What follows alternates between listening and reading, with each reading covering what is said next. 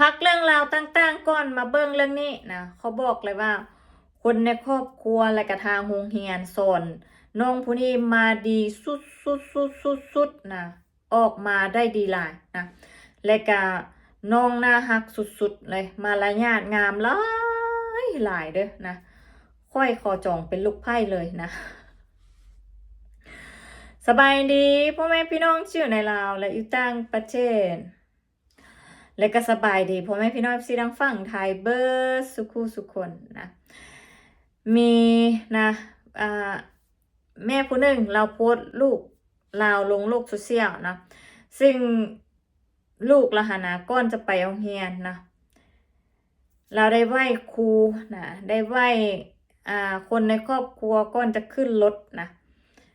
หลังจากมีคลิปนี้เผยแพร่ออกไปคนเบิ้งหลายล้านนะ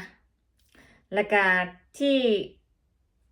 ตะลึงทึ่งไปกว่านั้นคือชาวต่างชาติทั้งนั้นเลยเป็นคนเบิ้งแล้วก็คนต่างชาติทั้งนั้นเลยเป็นคนคอมเมนต์นะเบิ้งคลิปน้องกัน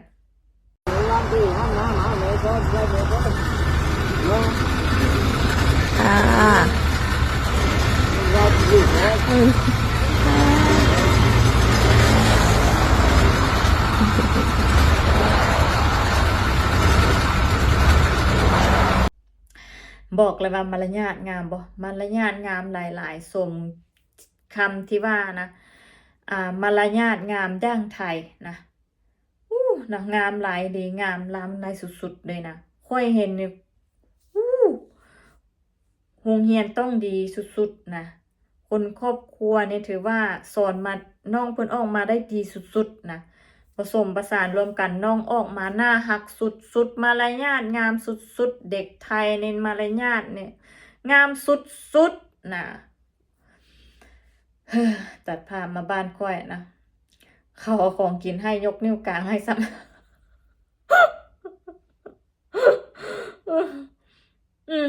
นะคนนึกถึงอันคลิปที่มีลุงนะผู้หนึ่งที่เราไปถ่ายคลิปเฮ็ดคอนเทนต์อยู่ในสปปลาวแล้วมาแจกเครื่องแจกของแล้วนะแล้วก็ไปแจกเครื่องให้อันเด็กน้อยนักเรียนแล้วก็ชาวบ้านเนาะเราเฮ็ดคอนเทนต์เราเอาเครื่องให้นะบอกขอบใจยกนิ้วกลางให้แต่ก็บอกขึ้นดอกนะมารยาทนะเด็กไทยมารยาทงามมารยาทดีตอนนั้นดิก้อยเฮ็ดคลิปนะระหว่างเด็กไทยกับเด็กลาวเนาะค่อยกลับไปอ่านคอมเมนต์เบิดเลยนะเพียงแต่ว่าช่วงนั้นค่อยกับค่อยตอบหรอกค่อยไปอ่านคอมเมนต์นี่คือเขาบอกว่าเด็กน้อยทางฝั่งไทยเนี่ยเขาจะปลูกฝังสอนนะให้รู้จักมารยาทในการไหว้ผู้ใหญ่ในการไหว้ครูไหว้อาจารย์ตั้งแต่ยังน้อยนะคือเขาสอนมารยาทนี่คือสอนแต่ยังน้อยนะเห็นบ่นะปลูกฝังแต่ยังน้อยๆออกมาในมารยาทงามมารยาทดีนะที่ค่อยบอกว่าสายตาหันเศร้าตั้งชาตินะเบิ่งคอมเมนต์ของเศร้าตั้งชาติทั้งนั้นเลยได้ในคลิปนั่นนะในคลิปของแม่เพื่อนนะเศร้าตั้งชาติทั้งนั้นเลยที่เข้ามาเบิ่งเข้ามาชมส่วนหลายนะและก็มีคอมเมนต์กับของชาวต่างชาติทั้งนั้นเลยอยากรู้ว่าเด็กน้อยผู้นี้นะเป็นคนประเทศใดนะเขาก็สิถามว่า which country คือคนประเทศใดแล้วก็บอกว่าน่าฮักสุดๆนะมารยาทงามสุดๆนะเขาบอกว่าครอบครัวและก็ครูในสอนออกมาได้ดีสุดๆนะบางคนบอกว่าในอนาคตของค่อยในค่อยจะย้ายไปอยู่ที่ประเทศไทยเพราะว่ามีแต่คนมารยาทงามซะเบิ่งนะอันนี้คือคอมเมนต์ที่เขาคอมเมนต์ไลน์คอมเมนต์นะคอมเมนต์แบบมีคนกดไลค์ไปเป็นแสนจะ200,000ละนะแล้วก็มีนี่แหละมีคอมเมนต์มีการแชร์ออกไปนะคือคลิปนี้เผยแพร่ออกไปมีหลายคนก็รู้จักว่าเด็กน้อยไทยชื่อการปลูกฝังสร้างสอนมารยาทบอกสอนมารยาทนะตั้งแต่ยังน้อยให้รู้จักการนบการไหว้รู้จักผู้ใหญ่และเด็กน้อยนะมารยาทงามสุดเจ้ามารยาทงามสะอ่อนเลยนะค่อยสะอ่อนที่สะอ่อนว่านะค่อยไปเบิ่งแล้วค่อยไปเบิ่งบักหลายๆรอบค่อยไปเบิ่งแล้วค่อยก็ไปเบิ่งอีกค่อยไปเบิ่งแล้วก็ไปเบิ่งอีกนะขออนุญาตแม่เพิ่นเด้อเนาะแม่นเจ้าอันของคลิปมันข ค่อยจองลูกจะเป็นลูกไผ่ค่อยเด้อนะค่อยสิขอจองลูกสาวจะเป็นลูกไผ่ค่อยเด้อนะจะแม่นน่าฮักอีหลีนะน่าฮักสุดๆนะมารยาทงามหลายมารยาทงามอีหลีนะนะนึกภาพออกบ่พวกแก้วว่าคนในครอบครัวผู้หนึ่งนะที่จะสอนเด็กน้อยผู้ใดผู้หนึ่งนะให้ได้มีมารยาทงามสำนี้บ่แม่นเรื่องธรรมดาเด้นะ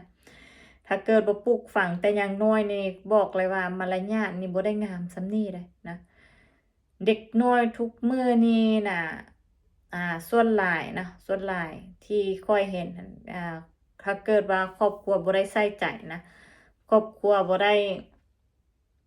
ใกล้ชิดนะหรือว่าครอบครัวบ่ได้มีการฝึกฝนเรื่องมารยาทให้คือค่อนข้างที่จะเป็นเด็กน้อยที่ก้าวร้าวนะแต่ว่าค่อยเห็นเนี่ยโอ้ยเนาะอีพ่ออีแม่ค่อยนะจะแม่นจังแม่นมารยาทงามเด้สิเว้าคำใดก็สมคำที่ว่างามอย่างไทยนะมารยาทที่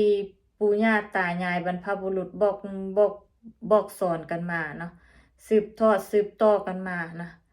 แสดงออกมาในด้านการสืบทอดเรื่องมารยาทออกมานี่ได้ดีหลายเรื่องได้ดีสุดๆเลยนะดีจนแบบ